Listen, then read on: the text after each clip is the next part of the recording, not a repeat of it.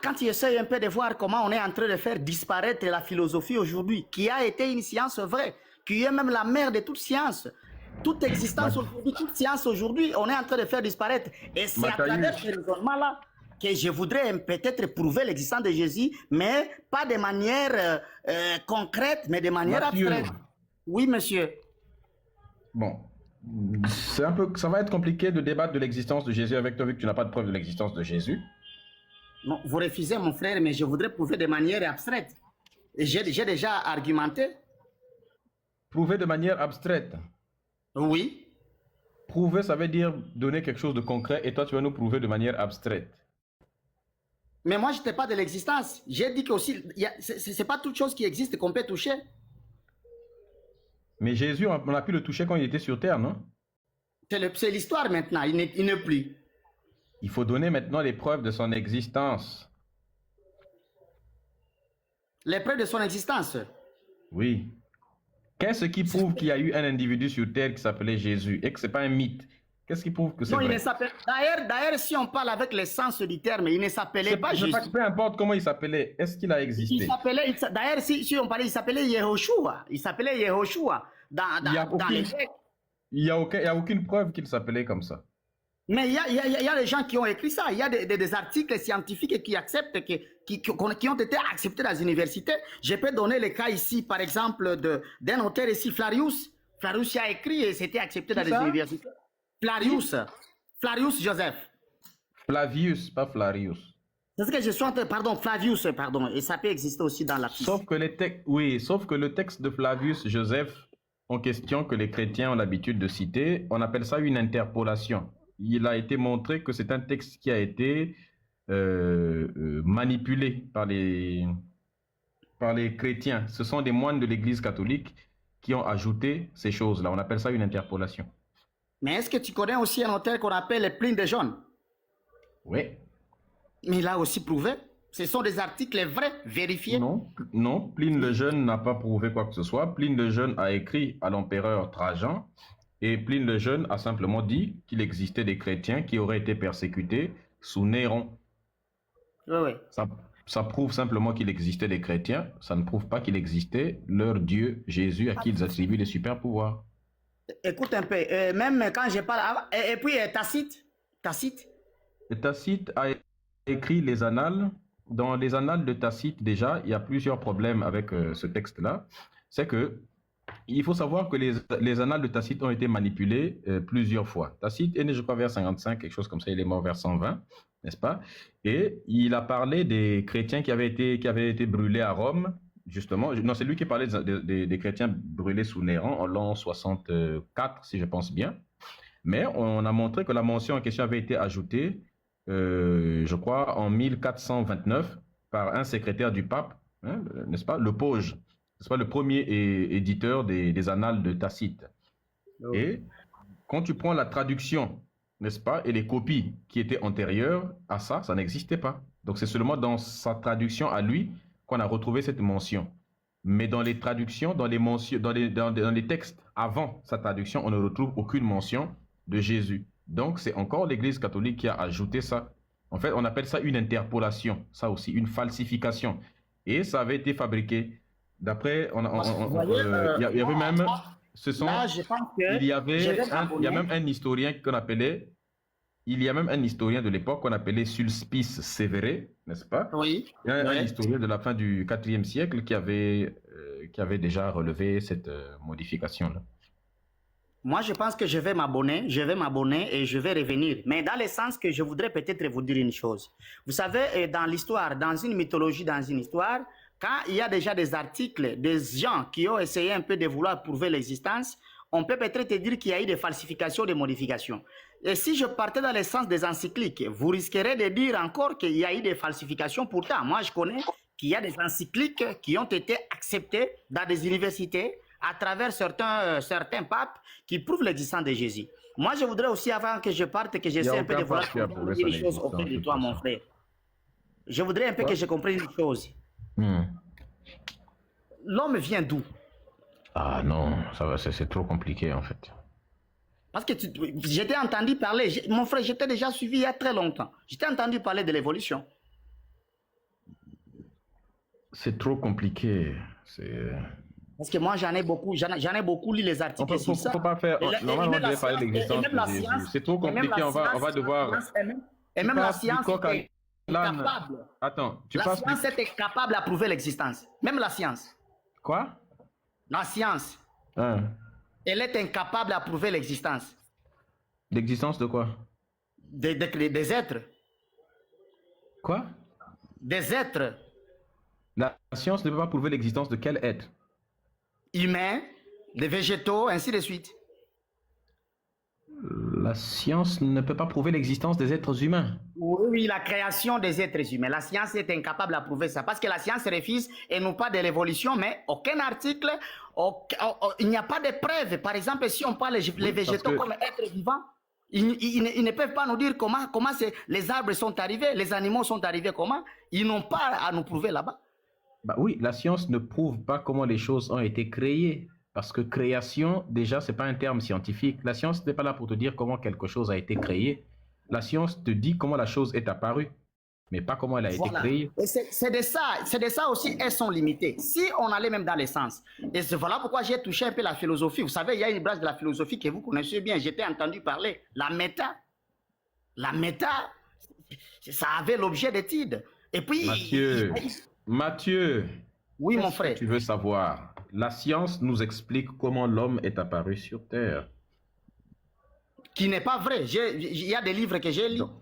Dans ce cas, ce que je te conseille, c'est écris un article scientifique qui sera publié dans un comité de lecture, n'est-ce pas, dans un journal, dans une revue, un comité de lecture, où tu vas démonter tout ce que... Les moyens peuvent poser problème avec... Écoute.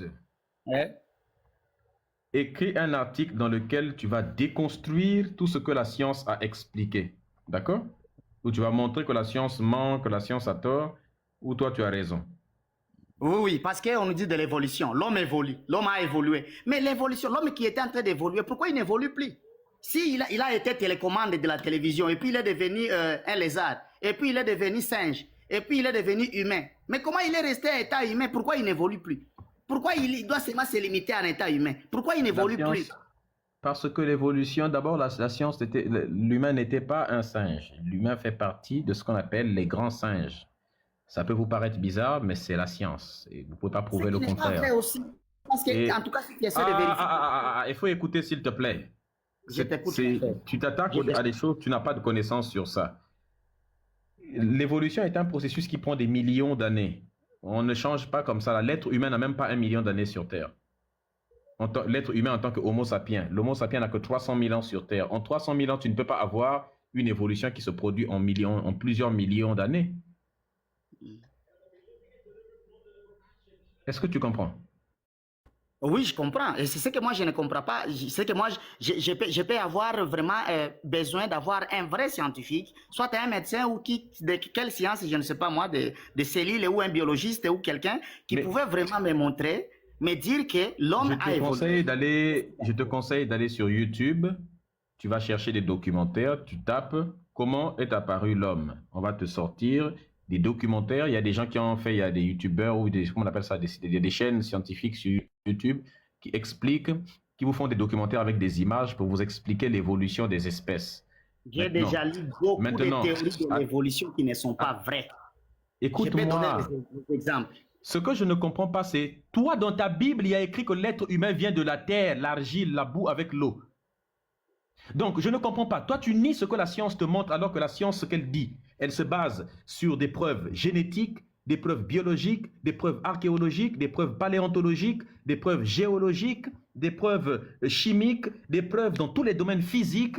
Toi, dans ta Bible, il y a écrit que l'être humain, c'est Dieu qui a pris l'eau, il a mélangé avec la boue, la terre, et puis abracadabra, l'être humain est arrivé. Ça, pour toi, c'est plus correct que ce que la science explique. Mais je ne vous comprends pas. Tu es en train de nier l'évolution des espèces alors que tu n'as aucune explication. Tu nies l'évolution des espèces et ton explication à toi, c'est quoi? Écoutez les gars, que l'être humain soit, n'est-ce pas, des primates qui aient évolué.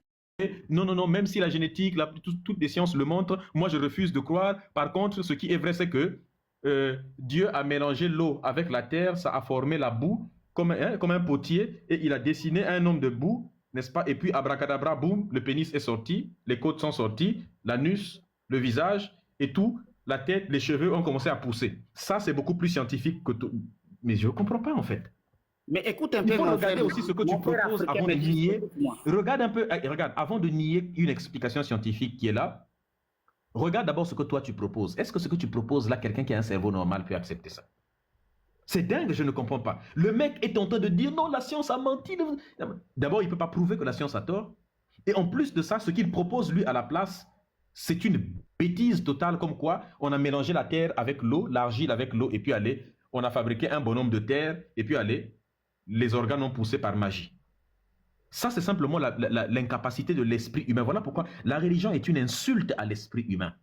C'est l'incapacité du cerveau humain à comprendre les notions complexes de la nature qui le poussent à conclure très vite que c'est Dieu qui a fait. Parce que dire que c'est Dieu qui a fait par la magie, c'est beaucoup plus simple que de chercher à comprendre comment les molécules, n'est-ce pas, se sont constituées, l'ADN, comment elle s'est modifiée, elle a changé avec le temps. Ça demande de créer des appareils compliqués, ça demande d'aller chercher des ossements, tout ça là. C'est trop compliqué pour vous. La science, la religion, c'est vraiment l'impuissance du cerveau humain. Partout où l'être humain est incapable de comprendre, il dit c'est Dieu. En fait, votre Dieu est là pour remplacer les trous de l'ignorance, en réalité, pour boucher les trous. C'est même pas boucher, en fait. C'est un Dieu bouche-trou. Partout où vous avez des trous, vous êtes ignorant, vous remplissez ces trous-là par Dieu, Dieu, Dieu. On ne connaît pas ce Dieu. À l'époque, on ne savait pas pourquoi il y avait la pluie, on disait c'est Dieu. On ne savait pas expliquer les tonnerres, on disait c'est Dieu. On ne savait pas pourquoi il y avait des éclairs, on disait Dieu. Pourquoi le jour et la nuit, on disait Dieu. Pourquoi on met au monde, c'est Dieu. Non, tiens, mon frère africain, on peut réfléchir ensemble. C'est question de croyance, c'est question de ce qu'on peut expliquer. Alors, il ne faut pas vous parler comme si vous étiez énervé. Si j'ai mal parlé, je vous prie de me comprendre, de m'excuser. Parce qu'en faisant la sociologie, en faisant la sociologie de la sorcellerie, en faisant la sociologie de la sorcellerie, il y a des faits qu'on ne peut pas être en mesure d'expliquer. Parce que, prenons même le sens de la sociologie, l'étude des faits, il y a des faits que même la science aujourd'hui est incapable à expliquer. Il y a des phénomènes naturels que les scientifiques sont incapables à expliquer, et c'est ça la métaphysique. Parce qu'ils sont en train de vouloir faire disparaître cette science, qu'il y a eu des auteurs, il y a eu des auteurs comme Platon, il y a eu des auteurs qui ont essayé un peu d'expliquer, qui ont essayé un peu d'évoquer les entités abstraites pour expliquer certains faits, et c'est ça que moi je suis en train de vouloir défendre. Parce que moi je suis dans la foi. La foi ne marche jamais avec la science. Parce que si vous essayez de mélanger la foi avec la science, ça va essayer un peu de faire une confusion. Parce que tu sais pourquoi? Exactement, tu sais pourquoi? Oui. Parce que la foi, c'est la bêtise humaine. La science, c'est l'intelligence. La foi, c'est l'obscurité. La foi, c'est l'obscurité. La science, c'est la lumière. La foi, c'est le dogme, l'imposition des choses qu'on déclare comme étant des vérités et qu'on n'a pas le droit de refuser. Sinon, on sera puni par Dieu ou puni par des êtres humains qui croient en Dieu sur terre. La science, elle ne fonctionne pas comme ça. C'est le droit de contredire. Le droit de... Écoute, il y a toute une science qui étudie Dieu. Tu parles... Écoute d'abord. Il y a des sciences qui étudient Dieu, mon frère. Il n'y a aucune science qui étudie Dieu, c'est-à-dire... je voudrais peut-être poser une question. Si quelqu'un est allé étudier Dieu, il y a une science là-bas. Il y a des pasteurs qui ont des thèses dans la théologie. La théologie est une science. Mais c'est l'étude de Dieu. C'est ça la définition. C'est pas une science, la théologie. C'est quoi? C'est une philosophie, quoi. C'est de la littérature. C'est pas une philosophie, parce que si on partait avec les termes même science, science c'est quoi? Science, c'est quand on parle de l'objet d'étude. La théologie n'est pas une science au sens de science dure du terme. C'est pas une science. Si tu dis science, une étude de, oui, c'est déjà simplement une étude. Mais ce n'est pas une science au sens scientifique du terme. Toi aussi, on ne va pas jouer avec ces mots-là. Mais non, mais je voudrais vous poser, est-ce que la pensée existe? J'ai l'impression que tu poses des questions simplement pour le plaisir de les poser. Mon frère, je ne peux pas poser. Nous ne sommes pas venus. Tu sais, d'abord, je te respecte tellement et je ne peux pas vouloir que tu me prennes comme quelqu'un qui te dérange ou qui te casse les nerfs. Mais Parce que je suis quand scientifique. tu parles de la pensée, quel est le rapport avec ce que nous sommes en train de dire? C'est dans le sens, les rapports dans le sens que, quand on dit la pensée, par exemple, la pensée existe, mais elle n'est pas touchable. Parce que ça existe aussi, et c'est dans ce sens-là. On peut étudier une La pensée. pensée, Il y a, la il y a pensée, sociologie c'est de la quelque mort. chose. Attends. Il y a la sociologie de la mort. Est-ce que ça existe ou ça n'existe pas? Laisse tomber. Bon, terminons sur comment on appelle ça? Ce qui est écrit dans la Bible. Bon, tu as parlé de la création. Terminons avec ça. Oui, oui. Est-ce que tu es d'accord avec le récit de la création de l'homme qui est dans la Bible? Si je suis d'accord avec le récit de la création qui est... De la création de l'être humain. On a parlé tout à l'heure là de l'être humain. Donc, continuons sur l'être humain. L'être humain, on a dit que la Bible explique comment l'être humain est venu à l'existence. Tu as refusé ce que la science explique. Pour toi, ce que la Bible explique est beaucoup plus cohérent, n'est-ce pas? Parce que ça me dépasse et j'ai décidé de rester dans la foi. Ok. Évidemment, la science dépasse des religieux, je peux le comprendre. Maintenant, comme tu as décidé de rester dans la foi, on va voir si la foi c'est meilleur que la science. C'est pas la science qui dépasse. C'est pas la science qui dépasse. Qu'est-ce qui te dépasse finalement? Ce qui me dépasse, c'est quoi? C'est Dieu. C'est Jésus, c'est Dieu. C'est pas grave, on s'en fout, mais est-ce que tu es d'accord avec ce que Dieu dit dans la Bible de la création de l'homme? Tu es d'accord avec ce récit? Oui, je suis d'accord avec ça. D'accord. Dans Genèse chapitre 2, on dit ceci. Voici les origines des cieux et de la terre quand ils furent créés à partir du verset 4. Lorsque Dieu fit une terre et les cieux, aucun arbuste des champs n'était encore sur la terre et aucune herbe des champs ne germait encore. Car l'Éternel Dieu n'avait pas encore fait pleuvoir. Donc il n'y avait aucun arbre, il n'y avait pas de l'herbe, rien du tout, n'est-ce pas? Oui. Mais une vapeur d'eau s'éleva et arrosa toute la surface du sol. Oui. L'Éternel Dieu forma l'homme de la poussière de la terre. Il souffla dans ses narines un souffle de vie et l'homme devint un être vivant. Tu es d'accord avec ça? Je suis d'accord avec toi, mais je ne peux pas prouver ça scientifiquement, mais c'est dans la foi. D'accord.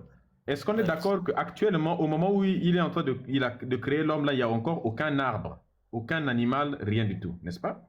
Oui, oui. Ce qui implique que l'être humain existe avant les arbres et avant les animaux. Oui. C'est une bêtise scientifique puisque les dinosaures ont existé avant les humains et il y a des arbres qui sont là depuis très longtemps et des arbres même existaient. La végétation existe avant l'humain. Les dinosaures sont des imaginations. Dessin. Parce que je n'ai jamais vu une fois. Les dinosaures sont des imaginations. Oh, frère, je ne comprends pas. Les dinosaures sont des imaginations comment? Et vous voyez dans les religieux, c'est avec ça. Voilà ce que la religion crée dans le cerveau. C'est-à-dire que ce live-ci, des gens ont arrêté de prendre des abonnements Netflix à cause de ce live-là. On voit tout. C'est dingue. Donc les dinosaures sont devenus l'imagination. Donc les ossements là, c'est la fabrication, on a fabriqué ça. Allez même au Niger, là vous allez voir les dinosaures là-bas, au Niger seulement. C'est exposé là-bas à l'aéroport Diori Armani là. Il y en a là-bas, vous irez voir. Mais je ne comprends pas. On a même l'ADN des dinosaures. On a pu retrouver l'ADN de certains dinosaures. Bon, dire que les dinosaures n'existent pas quand même, il faut le faire. Hein. Tchad, bonsoir.